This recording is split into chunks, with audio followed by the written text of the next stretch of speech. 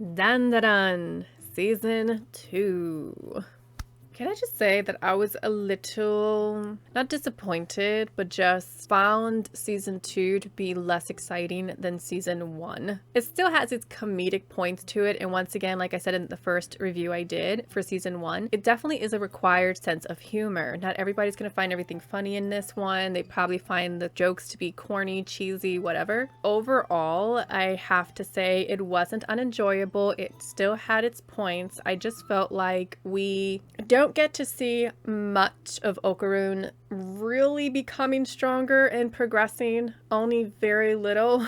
Kind of like in season 1, it was a lot of like him learning how to use Turbo Granny's powers and become stronger. I feel like he plateaued in season 2 where he's not getting that much stronger, very little. I don't feel like I saw much of a difference from season 1 when he did make the big leap in progress. I do feel like Momo has more of a control over her ability though. We do see that a lot in season 2. She's not like she's forcing it though, not like she's really training it, but like on a natural gifted level. She's just naturally progressively getting stronger with her abilities and managing to control it. Then again, they do have themselves in many situations that she's using it so much. I think that's the training in itself. She does say that her grandmother had her training a lot prior to that. Even if it's like a simple training meditation that she was doing to ground herself, she mastered it over years. It's not the worst. I do think Gigi being so powerful suddenly with the spiritual stuff, I think that was a little out of left field, kind of. I didn't feel like that was a progression that we kind of had with him. I still don't like his character very much. I'm sorry. I think his character gets a little better in season 2, not so annoying. I feel like he's still the same of annoyance level for me and just became worse with Evil Eye, but Evil Eye makes him better. So I'm willing to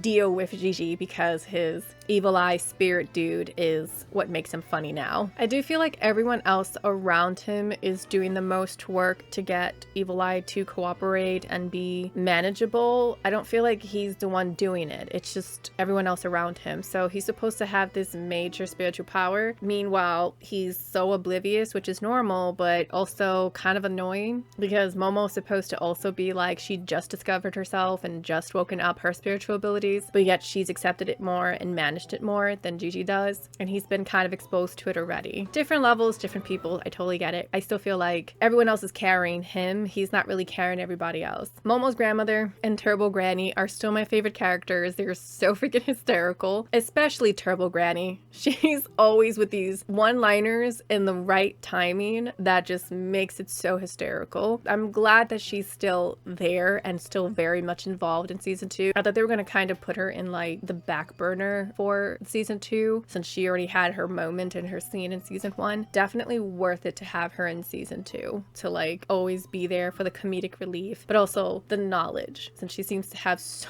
much knowledge of every single thing and every person, but also at the same time doing conniving little tricks to get these kids in more trouble. Starts to realize that like maybe she's more of a klutz than she even thought herself to be, but because she always had her powers, she never really realized it. But I feel like now she realizes she's kind of a ditzy doo-doo. And let me just say, the character of Ira, why she's there? I really feel like if you take her out, she's not needed. They always act like she's there to do something, and she really doesn't do anything. She's just there to be annoying and to be all over Okarun, which is okay, I get it. We need her there for like the love, interest, jealousy thing so that Momo can react better to things and her feelings. But she's already doing that on her own. Don't really think she needs Ira to do that. She just on her own is making the steps towards Okarun for their relationship. Kind of interested to see where that goes in season 3, if it progresses anymore or kind of just stays where it is, where it's like not hot or cold, just warm. Understandable, you know, he's very much a nerd, not really her type, so it's more him needing to adjust to it and figure out if the signals that she's sending out are the signals that he's picking up. He doesn't want to seem like a fool and cross over and hurt her in like a way of emotionally pushing her away, even though he has no choice. He has to stay around because they're the only people that are going to help him, especially since he has Turbo Granny's powers too. He can't go too far. Better not to make a situation awkward, basically. But Momo's the one who's pushing it forward. She's the one dropping all the hints, opening the door for him. He just the one has to accept it and go right in. Well, season 3 we'll find out if Okarun becomes a bigger man, pushes through, and actually continues a relationship with Momo, and it progresses from friendship to more. Although I kind of feel like in season 3 we're not going to get that. I kind of feel like it's still going to be in the same place. It's not going to progress very much. It's just kind of what I'm thinking right now. But is Ira really needed? No, I really don't see any moment of her that really help. Even when that one episode where Tobogranny tries to help Okarun become stronger and Ira just tags along, she still doesn't do anything that's really worthwhile that he couldn't have figured out on his own to progress and overcome the villains he was going against at that time, those musical spirits.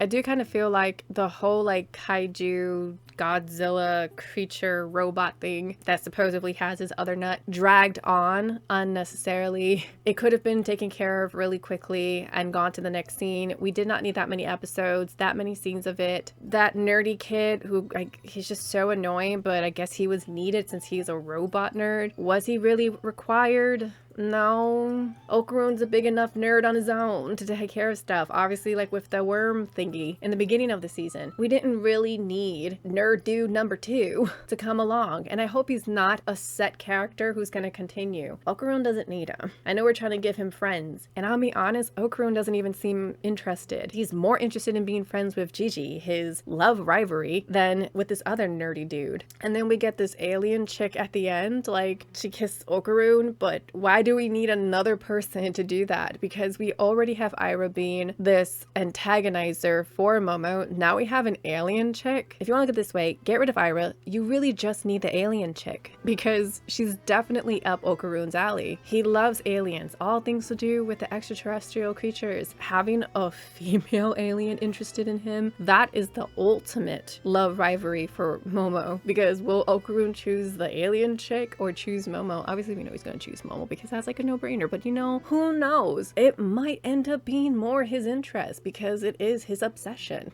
I'm just saying.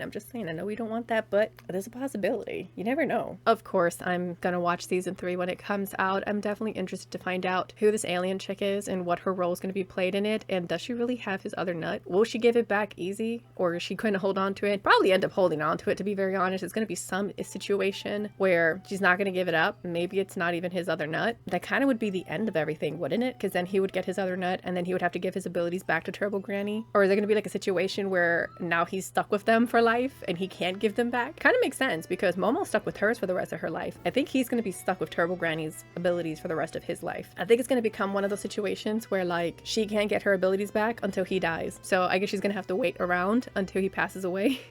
Which, I mean, that's my theory. I haven't read the manga, obviously, and I'm not going to read the manga. I'm not that interested to read the manga for this. I'm interested to find out if that's the situation that's going to happen later on, because for him to just give up his abilities so quickly, I don't know how that's going to go, and also maybe he has to eventually, because how's this going to be for him in the future and for jobs and stuff? They're high school kids right now, so it's not that bad. An adult in the real world, how that's going to go?